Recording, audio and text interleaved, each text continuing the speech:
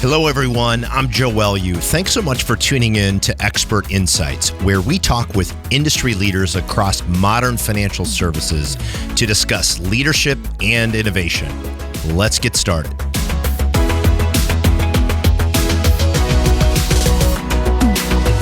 Hello, everyone. Super excited for today's episode. Have a longtime industry expert and really sought after executive, Katherine Campbell from Assurance Financial with us today. Katherine, fantastic to have you here today. So thanks so much for the time. Thank you. Thrilled to be here with you. Good to see you again. I want to start out maybe just a little bit about you, and please chime in here if I'm missing anything. But I know you're obviously an incredibly analytics-driven executive. You've got a lot of expertise, web conversion, UI, technical integration, over 20 years digital experience in the financial services vertical. Selecting, adopting, integrating a couple of dozen new technologies in the last 3 years. I know you've been actively involved in those projects. In addition to launching a new brand, you're on track with the industry to offer end-to-end mortgage solution, fully modern. I know you've been featured on webinars for digital trends. You were named a HousingWire Tech Trendsetter, and were named into the 2022 Legends of Lending. So did I miss anything? That's a hell of a resume. Yeah, that's good enough. That really well. Not to mention, we were just calling ourselves young, and I'm already a legend, so I don't know about that exactly. But right, legend can mean a little bit different things, but I think you've definitely earned legend status, and so I want to jump into some topics today, and really have you share your perspective and some of the key learnings that you've had recently. With the dramatic shift to the purchase market, obviously we were in a refi. We were talking about a little bit before we went on air. We were in an environment where literally loans and money was falling from the sky. Now we've sort of shifted back to an industry that is you've got to figure out ways to create opportunities. Market's now shifted to where you've got to rely on tech and innovation in this year, and probably even into the next few years. Really, there's not necessarily going to be this exuberant market to where there's an abundance. So what changes, if any, have you made to your tech stack and or strategy specifically to address the market shifts? Yeah, that is the question, isn't it? So, I cannot imagine in a challenging market like we're facing in 2022, 2023, what they used to do. I wasn't in the mortgage industry back in the 2007, 2003 era, when things were very difficult. So I feel so fortunate to have arrived when we do have tools, we do have resources. We are not so heavily dependent on, the motivation of the individual LO who is typically self-sourcing. So I would say that the major strategy I changed is really kind of twofold. And that is, I completely, just my internal expectations have changed. There was a lot of tolerance when I first got here in 2018, a lot of resistance to this. Everybody knows the digital changes in every industry are difficult. There's a lot of pushback. There's the never adopters. I'm never using that link. I'm never logging in, right? Now everyone has used the link. Everyone has kind of logged in. We've got single sign-ons across a lot of these tools. But it's no longer sort of a coddling initiative. It is a very much required expectation that everyone in the company is adopting and utilizing this very expensive venture into the new world of this product. And it's not just us, right? So if it was just us, there might be, hey, we could nobody would notice, but it's the whole industry, and we will compete. We will meet the market expectation. And so, laying down the hammer a little bit more on the expectation of adoption of all these tools. So I want to drill into that a little bit. Okay. So if I think about what you're telling me, the technology, and I agree with you if this is what you're saying, the technology has actually gotten to a point over the last few years where there's a lot of really great things that are possible, right? You can use automation, you can use data, you can really scale what you would normally think is possible for people that are out engaging with customers. And one of the gaps that I agree with that I heard you speak about is people were just okay putting their head in the sand and not necessarily doing anything different because for better or worse, it was working pretty well for the last few years. And so really what you're saying is, as a leadership organization, and I know you're an amazing leader and executive, but I'm guessing you've been able to get buy-in from the rest of the executive team that says now is the time to actually lean in and raise the standard. And we're going to go out to our field, our team, and say, this is the path, right? Is that what you're saying? And fill in the context there. That is exactly right. I mean, we used to sort of call it the happy path. This is the ideal way to go. And you better believe it. Our CEO, COO, and certainly our CFO are very clear to find an ROI, right? Which is what this conversation is really about. What are we doing? What is the end game here? And there are tangible, in fact, our own Sue Woodard released a fantastic article about ROI for Stratmore recently, and she just nails it. And that there are tangibles and intangibles, and it would be great if we could already be, let's say, auto insurance. So if you think before Geico and the auto, the online auto insurances of the world, where it was so easy to go online, and do it the way today. You just put your VIN number in, it knows where you are, it transfers you. All you do is opt in yes or no. I mean, you don't even do anything, right? You don't have to get up and find anything. It's there. And so it's pretty incredible technology, and it's absolutely the expectation. And so that is, a nice place to be. And I can promise you, as you well know, we will get there in this market, in this industry as well. But until then, they had the same transition issues that we are having right now. And you can either feel really fortunate, like I do, probably you, because we love technology. Not everybody does feel that way. And so you do have to meet people where they are in it. But it's also a very exciting time. And we get to be the pioneers that get to do this. Yeah, no, I think that's so true. And the one thing I think I see a difference in the organizations that we work with is you can just feel the companies where there's a mindset of optimism and leaning in to the future, which is what you represent and what's possible, and sort of the people that are trying to really navigate in a lot of ways behaviors and patterns that have kind of held the industry back from evolving, right? I mean, if we're being honest, right, a lot of the challenges with getting technology fully enabled across the ecosystem have been resistance from the teams, right? And change management and just not wanting to do it. And how do you make your point that it's not an option? Like, do you just come out and say, look, if you don't do this, you're going to die? Like, do you get that dramatic? Like, pretty much, yes. We threaten them with their lives. Joe, no. I mean, not literally, but like in business, you're going to die. Yeah, exactly. No, what it is I set very clear expectations. So first of all, change is difficult no matter the circumstance. So there must be an empathy about the fact that you're asking someone to change their entire livelihood, and particularly for a compensation, right? That these people are largely solely getting their own business and compensated for what they eat, what they kill. So we created, some fun stuff. Actually, I have this here still, this mouse pad called it's STOP, which is our standard technology operating procedure at Assurance Financial.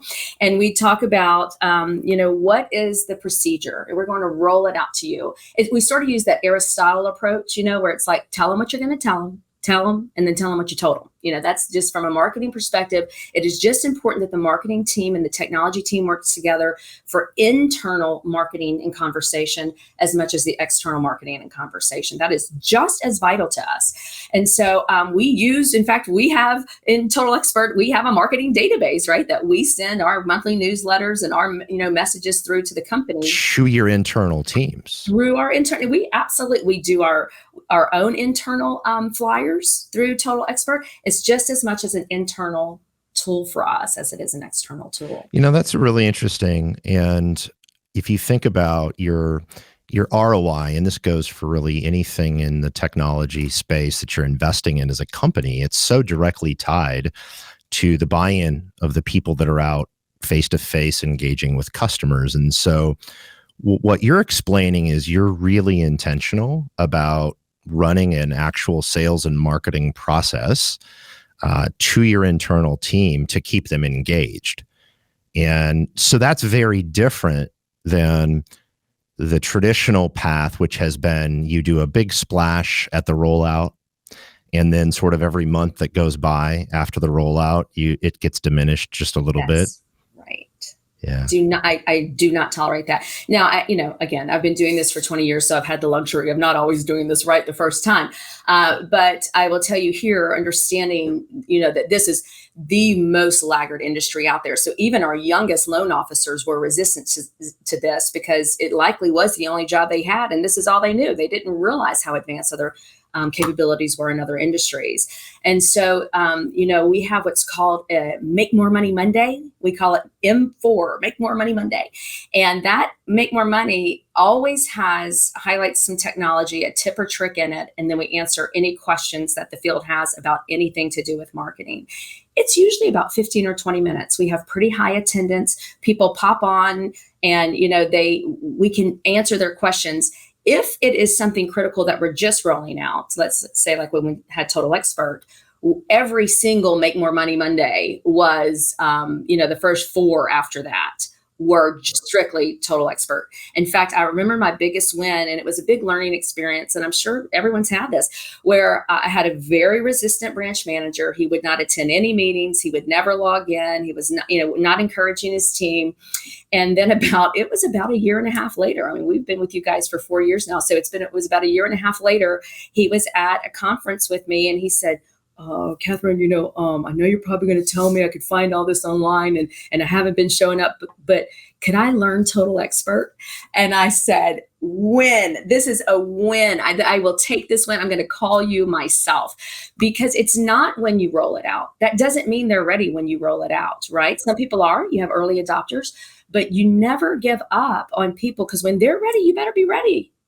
Yeah, it's really the bridging the gap between, you've got real humans here that you're relying on, which is such a critical part. I know we as much of technologists as we are, we both believe fundamentally that the power of human connection and the importance of high quality advice in these transactions is not going anywhere. And it's probably even more critical than ever. The question is how do you create a scenario where you can take somebody and turn them into an even better version of themselves or the way they were running their business and actually take it to a level that they wouldn't have been able to take it to with just doing things all on their own and manually. You're exactly right. It's for any C-level people that might be listening to this, we use a term in technology, 2 terms, UI and UX. And so you have, the UX is really the experience that you have, and the UI is how you're actually utilizing the tool. So you have, very different, where do I click to navigate? And then you have, how do I feel about this experience of actually using it, right? And so that's the literal technology that's important, certainly from the consumer side, but definitely you want your internal teams to have this great UX as well. But it's just as important that surprise and delight is part of the UX and everything that we're transitioning through, and not just the UI, right? So it's really important that you don't just say, here's how you use it and here's where you log in. It's guess what this can do and guess what we just integrated with. It's like, okay, wow, this is cool. Well, and I'm guessing you have to show them the outcomes that are possible, right? So what are some of those, if you don't mind me asking, Sure. what are some of those huge benefits or outcomes that you're talking about when and it doesn't have to be related to anything with Total Expert, anything in the tech stack that comes to mind. What are the things right now that you're leaning into when you're going out and pitching the adoption of tech? What are the big benefits you're drilling in? So It is, you really must, I believe, build it first. So to promise people a lot of information and capabilities and try to get them motivated and then feel demotivated if they're not motivated is just not the path. That's just never going to happen. Build it all out, surprise and delight, and then, show them. And that, So you're showing them a benefit. So, and I'm going to guess something to do with like, surfacing deals that they would have not otherwise been able to see. Is that like an example? Perfect example. So when we first brought on Total Expert, I'll give you one quick example then and one example now. When we first brought on Total Expert, the marketing department was just taking emails like to everyone personally. Like they would do whoever they randomly wanted to email in marketing. I want a flyer. I want it to be about this. I want it blue. I want my headshot over there. Right. It was just absolutely non-scalable. So when I came on board, I said, here's the deal. No one can do a marketing request for 8 weeks. This is right when we were adopting you. And they're like, for 8 weeks? And they were, you better fire her. It's crazy. So I was going to say, you really had a lot of swagger. This is having support from the entire executive team, right? And they were not happy about it either. I'm going to tell you, no one was happy about it.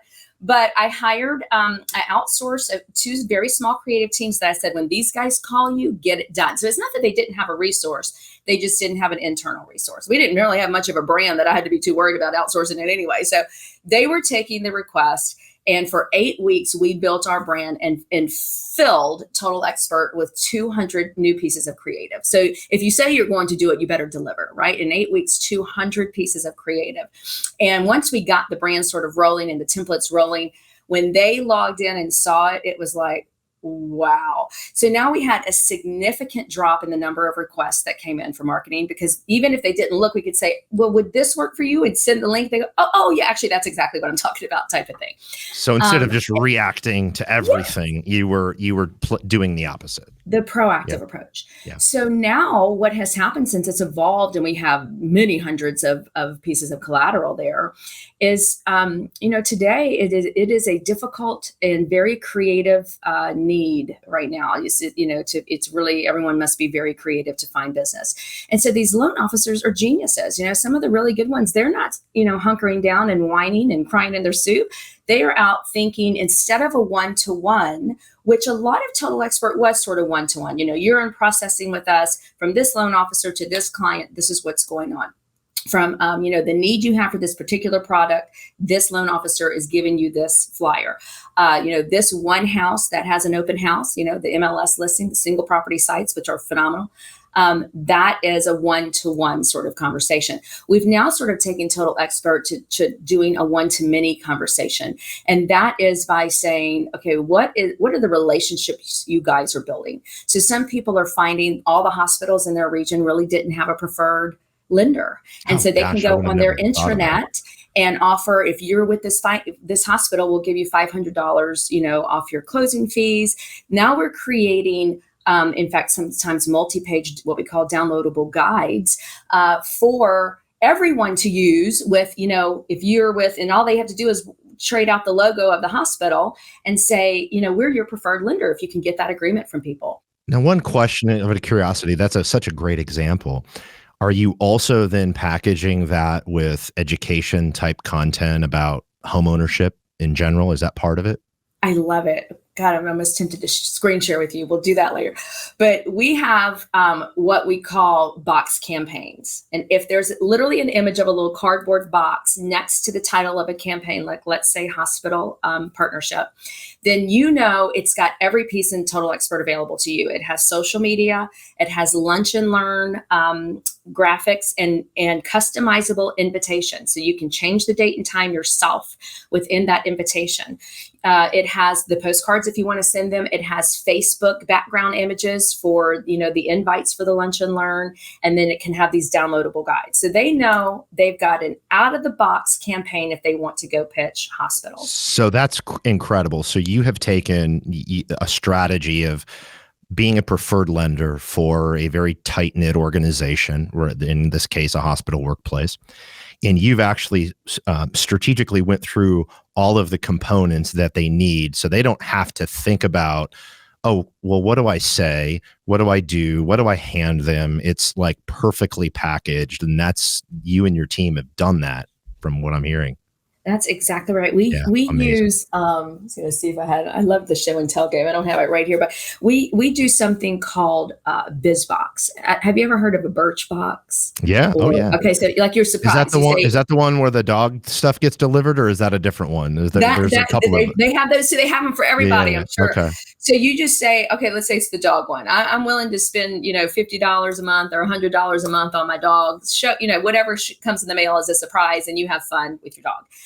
Well, we call it a biz box. We do the same thing. So we, right before we release it, we upload it to Total Expert and we mail it out to everyone. We actually go into everyone's accounts, everyone who has signed up for this. And we have about 70, really, I guess 80% of our loan officers are signed up for this. And they pay a whopping $25 a month, right? And we subsidize the rest. And we send them this biz box that has a nice slick flyer that's now uploaded in their Total Expert account, so they can continue handing them out. But we send them 10 with 10 little tchotchke giveaways that match that flyer. So in other words, this month we did like financial, let's see if this is probably not going to show through this thing, but financial fitness is just a water bottle. Financial fitness. Yeah, there we go. Right? I like it. I like Equals it. healthy home buying. And so we have this really cool flyer of financial, someone getting fit. So they're getting fit for the new year in January. They get this nice gift. They can fill it with, hopefully not candy since we're getting fit, but whatever they want to fill it with, pins and tchotchkes or whatever. And then now when they walk in, they can talk about financial fitness and helping realtors' clients prepare to buy this year. They may not do that in January. So it's like, what do I even talk about in January, since they're probably not buying in January? Well, I can give them a financial fitness, free consultation, and you can give this to your borrower to call me, or you can just have it. And I can't tell you how many times our biz boxes go to a realtor and then go to a borrower that comes back to the loan officer and said, thank you for this gift. So that's what some of this stuff I'm sure you don't have all of the data on, but like, I'm so impressed at the thought that you put into this and then the execution. And I'm guessing the results, like, what are you seeing from the results? What is the feedback you're getting? The loan officers love it. I mean, it's just, again, it's so exhausting to try to come up with the conversation every week when you walk into a realtor's office, like, what do you say? But because we then send a matching email from that flyer to everyone in their database, so the realtors are getting that email. It's the same week we do the social media Are you posts. automating that to the realtors then? We don't automate it because we do have to make sure the tchotchkes come in and get mailed. It's kind Sure. of a little bit of a process. We have many things automated, but not. But are you sending it out for the loan officer, or do they have to go in and push send? I'm sorry. So we definitely send that out for the loan officers. Got it. Okay. So you send on behalf of them. That's right. Yeah. So they likely that the realtor has received the email. Then they walk in that same week with a matching slick, we printed on nice paper flyer and a little giveaway. And then they've seen it on social media in their feed. And so what we can start to see is a trend of engagement.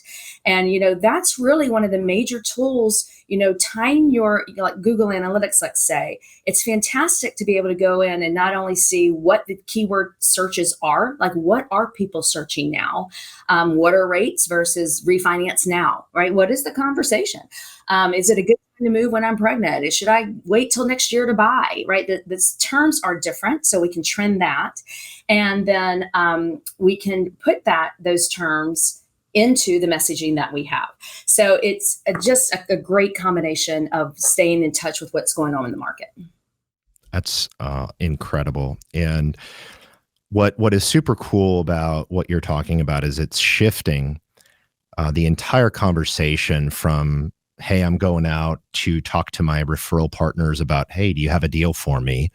To let's be strategic. Let's start educating tomorrow's buyers now, so that we take them through the entire journey. So you're going way up funnel and controlling the conversation. That's exactly right. We are always thinking what's happening next quarter. Let's start talking about it now. Yeah, that's fantastic.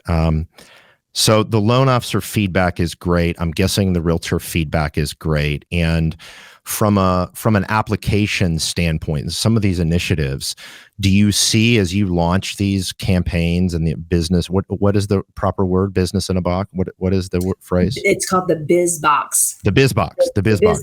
Yes. Have you seen the numbers translate into applications yet? Obviously the engagement is happening, but have you been able to tie those things together? The market has been so volatile that it's very difficult to say this particular month the BizBox was so successful, because it is literally subjective feedback, and how difficult that is to get from the field. What I can tell you is we had an M4. Remember, that's our Make More Money Monday. We had our M4 this Monday, and we were talking about something that went out in the biz box, and someone had a success with it, and they again, someone they never met came to them and said, "Thanks for my gift," and they were explaining this, and the other loan officers, about 3 of them on the call, are not receiving BizBox. Again, like I said, 70 to 80% of them are. And they're like, "How much is that again? What do y'all get there? Okay, go ahead and sign me up." Because they're getting, so if these guys didn't find value in it, they would not keep doing it, even at $25 a month. And frankly, I don't want to do it if they don't find value in it. There's things to be done. So this is working. There's no question. I mean, we see the data in a bigger form when you're doing things that look at the entire funnel and you're driving engagement so far up funnel, and the consistency's happening. And it sounds like that is the numbers always follow. And I think the important part is you guys are adjusting to the fact that your incubation time period for many of these buyers is just simply longer, right? And so what you're doing in the financial fitness component of it, which is so powerful. Very cool. So I think we've hit on this, but if you think about the top performers, okay, what do you see them doing that's so different from the middle of the road people?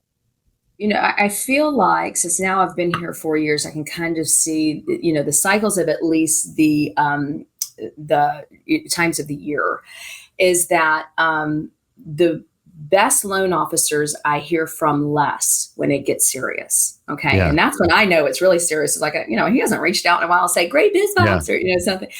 And so that means they're just working much smarter and not harder. And in fact, we had our national sales conference last week, and I always present at the conference, whatever's going on in technology and marketing. And I talked for about really the first 10 minutes about gold and the sort of metals mania that's going on worldwide, and shipping gold and silver all around. And what is that about? In our lifetimes, we really haven't heard that. And I got into the history of gold, and that we essentially had lost the perception of the value. The value was always there, but we got off the perception of the value. And so in the earlier days of gold mining, when people would go and like pan for gold, rushing out to California to do pan for gold, they were just finding little flakes and getting so excited in a very crowded area, right? Everybody was panning for gold. So the smart one said, "Screw that. I'm going out. I'm digging down. I'm digging deep. I'm going to have my own gold mine. I'm going to mine it. I'm going to put a fence around it. I'm going to say there's no trespassers allowed." And so I ended it with, "And good news for you, you all have a gold mine. And we just forgot the value of your database. I'm going to help remind you how to market to it. We're going to dig deep. You're going to put a fence around it. None of these other loan officers know what's in your gold mine. And we're going to teach you how to get back to basics on a one-to-one level with these guys." And it was just kind of like this aha of like, I do have to use those sales boomerang alerts. That's right. It's like, yes, that is your gold mine. Going out, I said, guess what? When you go out with your big heavy pan to go sifting and looking for gold that day, and you are determined to go to that realtor's office, and you walk in determined to start filling it with all that dirt so you can find the gold, and there are 3 other loan officers in there, you're not getting any flakes that day. Okay, you missed it. So go back to your database and mine that. You own all of those nuggets. So that is so powerful. And I think such a great analogy about the value in your database and people that already know you and have done business with you and trust you, and how people have forgotten the power of that, right? And how it compounds, and you can build an exponential business from just doubling down. And I always talk about it as like put your arms around your entire customer base, right? Which you're saying put a fence Yes, around it. exactly right. And so what you guys do, which we fundamentally believe in, is you're also protecting the pipeline by getting intelligence and alerts. And I know you guys are a Boomerang customer, and they do a great job of, having data and alerts coming in. We have multiple sources of that intelligence, but you're really surfacing that intelligence to help protect those opportunities, right? Yeah. That's exactly. And it's all about the tools. It's initiating, across the different tools. And I would say that's another sort of strategy change I made this year, is taking complete ownership of the end-to-end solution, both for the loan officer and the borrower. But if you look at the ability to get an alert in Total Expert from Sales Boomerang and put relevant information into a Mortgage Coach output, that is real insights. That is a differentiator between our loan officers and maybe anyone else, because if they deliver, some of them are saying, but what am I going to send a mortgage coach for, right? Rates are worse. They're not refinancing. I said, then that is the conversation. Let me compare the mortgage that you got last year. Let me compare what your options would be today. I am so glad you got that mortgage last year. Look how well I served you. Look at the numbers. Right. And this beautiful format on their phone where they go, honey, thank God we did this last year. Look where we'd be. They can't translate that interest rates has risen and what that really means to them right now, because they likely have no intention of moving, understanding that the rates are higher. But you're keeping them educated on the market and what's happening. You're keeping them educated on their whole financial picture, which is, right. You're serving them with their own information. That's right. I love Dave Savage with Mortgage Coach. I just caught up with him in California at the conference, and we're both very, very passionate about like the power of talking about financial health and wellness and that holistic picture, and it all feeds into that. And I heard you rocked it at IMB, by the way. I wish I'd have seen it. Oh, I don't know about that. No, we had it was a good conference. Yeah, I heard it was great. I heard you did great. It was fun. One of the things I wanted to drill on is when we talk about putting a fence around the pipeline, your database, past customers, using alerts, where we have seen breakdown with certain organizations is sometimes they have data teams, they have insights teams, and those insights don't necessarily go into a workflow or an automation, and you're reliant on somebody to do something. Are you guys, and I should probably know this, but are you guys utilizing automation to kind of surface the best practices and say, here's what you do, here's what you say? You better believe it. So we have different messages based on the type of information that we're getting, but nothing is better than the alerts that says, right now, this is what's going on. So sending out messaging images based on that behavior some people get very big brother about it. Hey, I see that you pulled your mortgage credit somewhere else, right? We basically send something out on that particular circumstance that says mortgage on your mind, ? And don't forget, we have 5-star service. Read our reviews. I'm still here for you. Free quotes. And then at some point, ideally within the 24 hours that gets sent, the loan officer or the loan officer assistant calls. And so often I've heard them say, "Oh yeah, I did see that email. Yeah, let's talk." So it wasn't such a cold out of the blue conversation. They were a little warmed up to, that was that guy's name. That's right. But so you season. This is really important. So you're getting a piece of content in front of the consumer, which refreshes them on, oh, okay, even if they don't respond, so that when they call, they've actually got another point of reference and it's not just so out of the blue. That's exactly right. It's just, all marketing really can do, and particularly in a difficult industry like this, is read the signs. That's the Google Analytics, right? What is the word search? What is the word search volume? What are the regions that they're searching more? And warm up the conversation for the loan officer. At that point, it's a sales job, right? So those guys are good. They wouldn't be here if they weren't, but they definitely could use a little warm up. So that's what we do. Have you found it when you initially are using alerts and intelligence to surface opportunities and automate things? Did you initially get resistance from people saying, "Hey, I don't want something going out to my customer automatically"? Did you get that resistance? Most people said you will not, like an in-process communication. You will not let my borrower know they're in underwriting before I do. And so that again was very important support from the executive team. So that's where I said, look, we don't want to control the relationship between the loan officer and the client, but we will control our brand. We will control that they got communicated to as fast as we have that information. And of course, your system allows us to sort of delay. We can say from this time, wait 24 hours and then send that Sure. message. So there's some synergy between how it works best. But that's where they're not allowed to opt into or out of very critical communications with borrowers. They are allowed, oddly enough, to opt out of some of the blanket-wide communications. This is some of the automations that we do every month, and none of them do. Whereas initially, we probably only had half of them opted in. But so many people said, particularly when it was busy, if those emails didn't go out regularly, I mean, my phone just rings. They get them. If someone's only doing a transaction every 2 or 3 years, they're not going to remember your name necessarily unless you're keeping in touch with them or you hit them right when they're ready. And so that database literally was their gold mine during the busy years of 2020, 2021.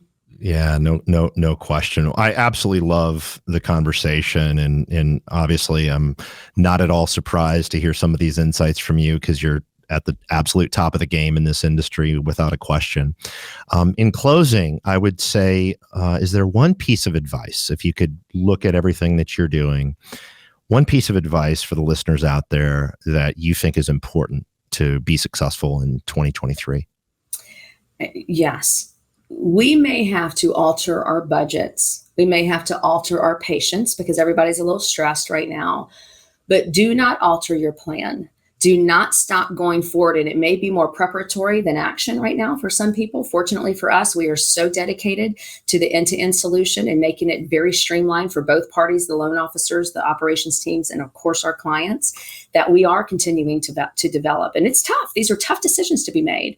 But whatever you do, don't stop the vision, because when this turns around, it will not look like 2019, because those of us that stayed in it and dug in will come out of the other side night and day from those that didn't. And that's where we can compete.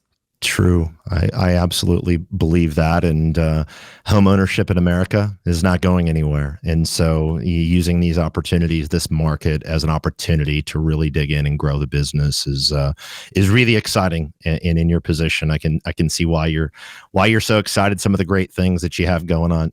Katherine, as always, really fantastic catching up. Thank you so much for sharing the knowledge. Much appreciated. And look forward to seeing you guys win this year. Thank you for being such a great partner. Couldn't do it without you. Thanks, Joe. Thanks so much for joining us today. Be sure to subscribe wherever you get your podcasts.